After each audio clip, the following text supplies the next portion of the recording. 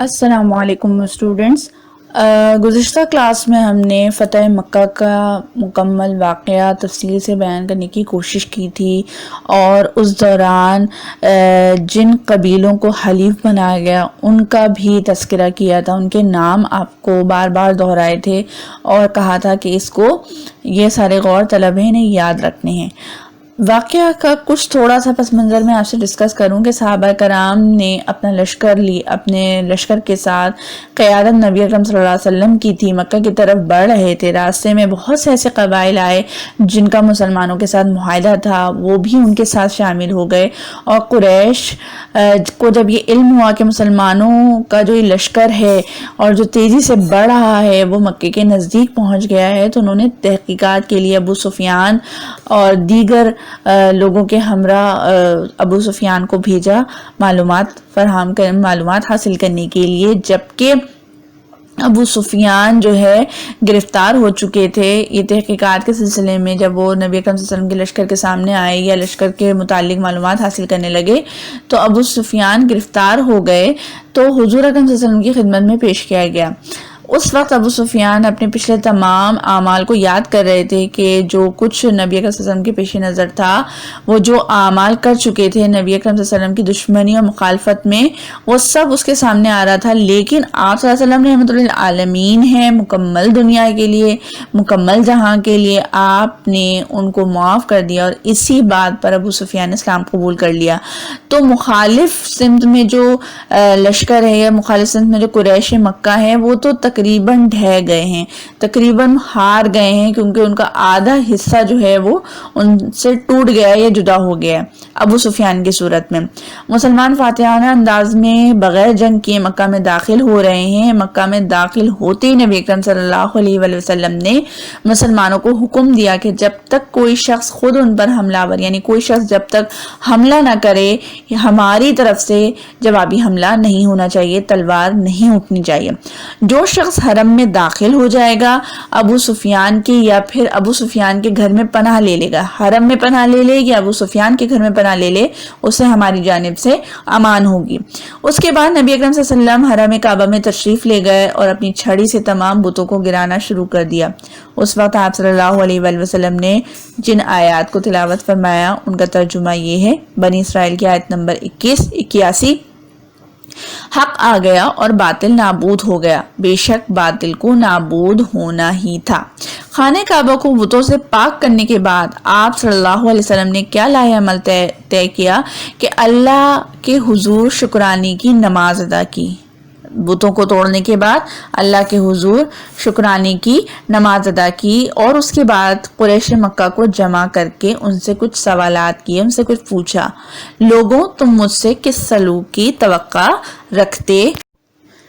جب نبی اکرم صلی اللہ علیہ وآلہ وسلم نے تمام بتوں سے خانہ کعبہ کو پاک کیا، تو سب سے پہلا عمل نبی اکرم صلی اللہ علیہ وآلہ وسلم نے یہ کیا کہ انہوں نے شکرانے کے نفل ادا کیا۔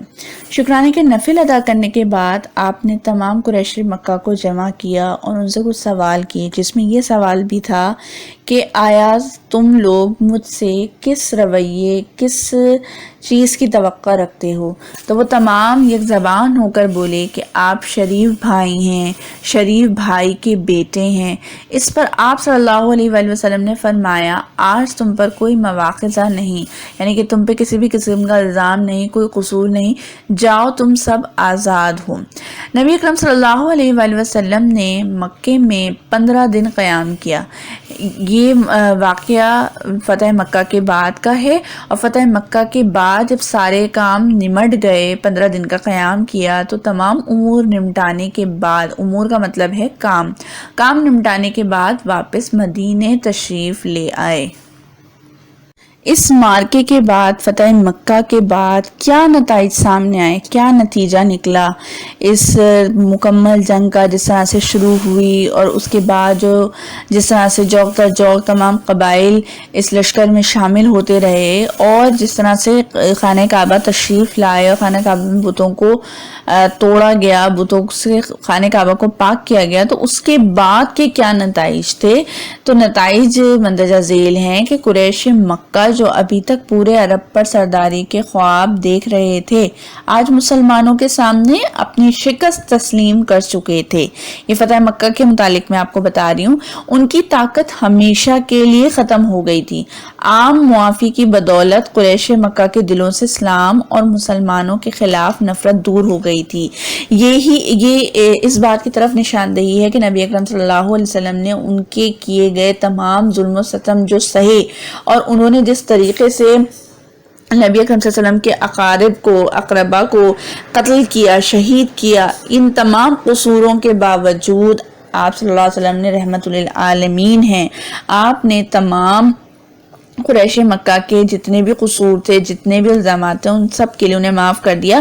اس بنیاد پر تمام قریش مکہ کے دلوں میں اسلام اور مسلمانوں کی محبت اور عقیدت بڑھ گئی، ان سے مخالفت ختم ہو گئی، نفرت دور ہو گئی اور وہ جوک در جوک اسلام میں داخل ہوتے چلے گئے۔ یہ بہت بڑا عمل تھا کہ معاف کر دینا، اپنے اقربا کا خون معاف کر دینا، اپنی تکلیفیں معاف کر دینا، یہ بہت بڑا اور عظیم کام ہے، اعلیٰ ظرفی کا مظاہرہ ہے۔ لیکن اس کے بعد کیا نتیجہ آیا؟ اس کے بعد یہ نتیجہ آیا کہ ان کے جو مخالف تھے، ان کے جو دشمن تھے، وہ ان کے حامی ہو گئے، اسلام قبول کر لیا، دین پر آ گئے اور جوک در جوک اسلام میں داخل ہوتے چلے گئے۔ جن علاقوں میں ابھی تک اسلام کی دعوت نہیں پہنچی تھی، وہاں بھی نبی اکرم صلی اللہ علیہ وآلہ وسلم نے اس مارکے کے بعد صحابہ کرام رضی اللہ تعالیٰ عنہما کو تبلیغ کے لیے روانہ فرمایا۔ آپ اسلام کی راہ میں حائل ہر رکاوٹ دور ہو چکی تھی، یعنی کہ اب جو ہے اسلام کی راہ میں آنے والی رکاوٹیں دور ہو چکی تھی، کیونکہ ایک بہت بڑا دشمنی قافلہ تھا قریش مکہ، وہ اب نبی اکرم صلی اللہ علیہ وسلم کا حامی ہو چکا تھا اور مسلمان ہو چکا تھا۔ اسی لیے اسلام تیزی سے پھیلتا گیا اور دیکھتے ہی دیکھتے پورے عرب میں اسلام کا بول بالا ہو گیا۔ گزشتہ لمحے میں نے آپ سے قریش مکہ، فتح مکہ اور اس سے متعلق بہت سی گفتگو کی اور مزید فتح مکہ کو سمجھانے کی کوشش کی۔ اس سے متعلق آپ کو سوال بھی تحریر کرنا ہے، اس کا جواب بھی تحریر کرنا ہے۔ نبی اکرم صلی اللہ علیہ وسلم نے قریش مکہ کے ساتھ کیسا سلوک کیا اور فتح مکہ کے بعد کیا نتائج سامنے آئے، تحریر کریں۔ جو کچھ میں نے آپ سے گفتگو کیا ہے اس کو آپ نے تحریر کرنے کی کوشش کرنی ہے اپنے الفاظ میں، کتاب سے بھی مدد دے سکتے ہیں۔ اب آپ اس جواب میں جو نکات تحریر کریں گے وہ مندرجہ ذیل ہیں، یعنی ہیڈنگز بنائیں گے۔ نمبر 1، قریش مکہ سے سلوک۔ اس میں آپ میری جو گفتگو ہے اور دیگر کتاب سے متعلق تھوڑی سی مدد لینے کے بعد آپ جواب تحریر کریں گے۔ نمبر 2، فتح مکہ کے نتائج، کیا نتائج تھے؟ پھر کفار کی طاقت کا خاتمہ، مسلمانوں کی تعداد میں اضافہ، تبلیغی راہوں کی آسانی، اسلام کو فروغ۔ یہ کل 6 نکات ہیں۔ اس سے متعلق میری گفتگو کو سمجھتے ہوئے، کتاب کی مدد لیتے ہوئے آپ نے جواب تحریر کرنا ہے۔ ہیڈنگز یہی تحریر کرنی ہے جو آپ کے سامنے موجود ہیں۔ سوال کے جوابات تحریر کرنے کے بعد آپ نے اسی موضوع یعنی فتح مکہ سے متعلق خالی جگہیں پر کرنی ہے، ساتھ ہی آپ نے اس کو اپنی کاپیوں میں بھی تحریر کرنا ہے۔